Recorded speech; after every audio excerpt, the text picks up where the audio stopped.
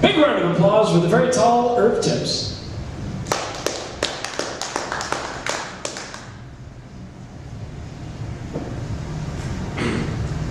So this is my common complaint here is back when I used to just be a performer, I could really focus on what I wanted to perform on stage and less on being the MC. Thanks, guys. Thank you.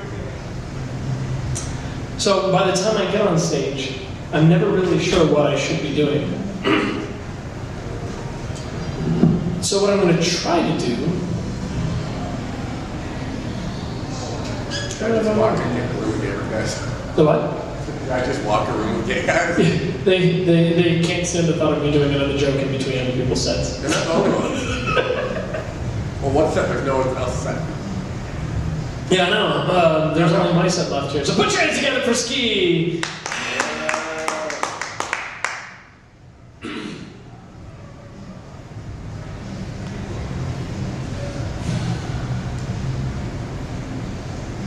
So there's a story I heard a long time ago.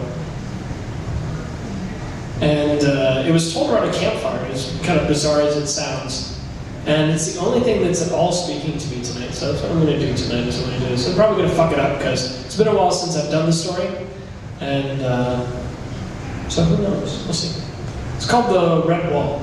It's not mine, but I don't know whose it is. We awoke in the morning with the tang of iron dust on our throats. I remember waking up as the sun first rose and started baking my skin. As I lifted up out of the dust, so did everyone around me. There wasn't dozens, there wasn't hundreds. We were a flood. Not an army, not a nation, not a peoples. This was no exodus, this was a mob of dullness. We stood as the sun baked us, prodded us to our feet, and we walked forward, exactly as we had been doing for as long as we can remember. And we walked. We didn't talk as we walked, and the only sound was the treading of 8 million feet, and the sound of the flies buzzing in our ears, and the occasional gummy smack as somebody tried to get some bit of moisture from their mouth. Now, we didn't know why we were walking. We didn't know where we were going to. All we knew is that we had to keep going, that this was the task ahead of us, was to continue, was to go, was to move. And that is all we could concentrate on. One foot in front of the other, while the sun baked our brains out of our ears. I'm not sure how long we walked. I don't remember ever stopping at a moment and thinking to myself, I wonder what time it is. I wonder if we're getting closer to where we're going. It's just suddenly we saw it. Off in the distance, there was the wall. It was made out of the same red rock that everything in this desert was made out of, where the dust that clung to us was. And as we saw it, we began moving faster. All of a sudden, where it had been apathy before, we now had a purpose. There was something calling to us, and it was the wall. And of all the strange things, walking in the desert with nothing in front of us, we had no anger, no desire, no ambition, nothing. But now that there was a wall blocking our way, all I could feel inside of me was anger, was rage, that this thing would be in our way, that it would be stopping us, that we could be thwarted as if we had any existence beyond ourselves until the very moment it presented itself. But that's not the logic that we had. That's not what we had in our heat-addled brains. It was just the wall, and from a staggering, shambling mass, we became a mob running towards this thing. And it was glorious. It was amazing. I was part of something so huge, just an endless wave of humanity running naked and red-dusted towards the enemy, towards this stupid fucking wall. And it was like the ocean. We were an ocean of humanity, and we hit that wall like a hammer, and it did nothing. Each of these bricks were larger than 10 houses. Each of them was a skyscraper, and it rose up into the sky so far we couldn't even tell if it ended the sky. but we hit the wall and we pushed against it.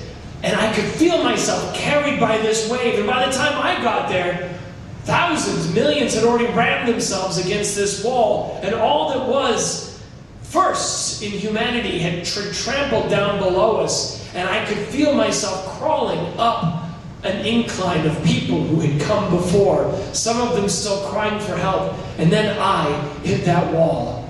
And I remember slamming against it with both hands over and over was my goal, but instead, just the wave of humanity pressed me against it and smeared me along it, drug me along, dragging skin and blood across the already red stone.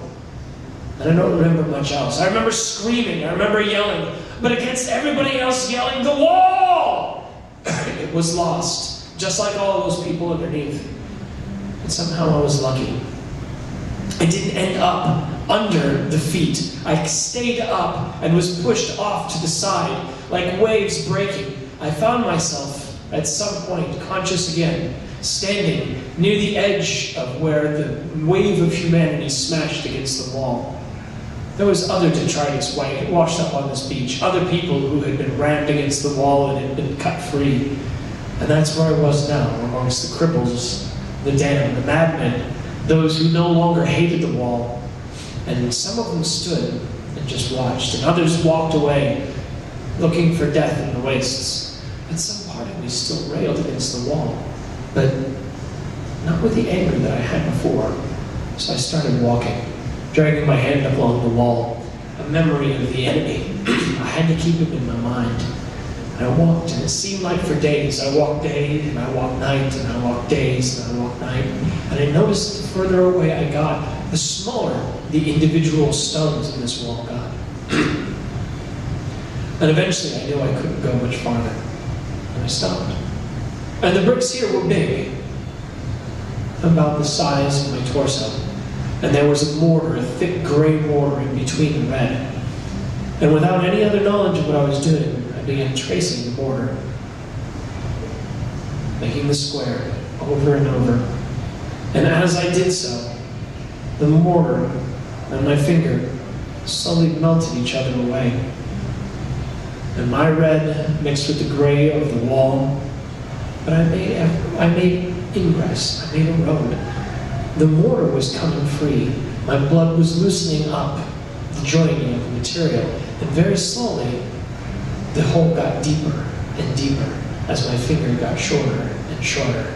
And eventually, I was able to get my hands in there enough that I could begin wiggling the rock. And I couldn't do much at the beginning, but I just kept doing it and doing it and doing it. And slowly this rock started to pull away. And while the rest of humanity crashed themselves a dozen miles away from where I stood, I pulled a rock from the wall, one brick from this wall.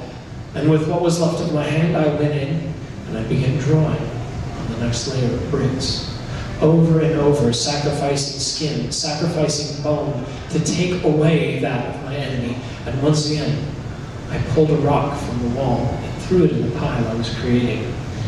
And I could feel myself getting weaker. The blood loss, the pain, no food, no water. The heat still baked me even in these rocks. But even as I faded, I kept drawing. Finger after finger after finger after finger. I drew in the wall, and brick after slow brick I pulled out. I don't remember most of the things I did in that hole, just that the hole got deeper, something inside of me telling me I was winning, even as I was dying. I remember how disappointed I felt, and I realized I would not have the strength to pull the next brick from the wall. I kept drawing, getting ever slower as my body ran out of steam. And I remember pushing against the rock, and it pushed out the other side. And I died with my hands in the snow on the other side of the wall. Thank you.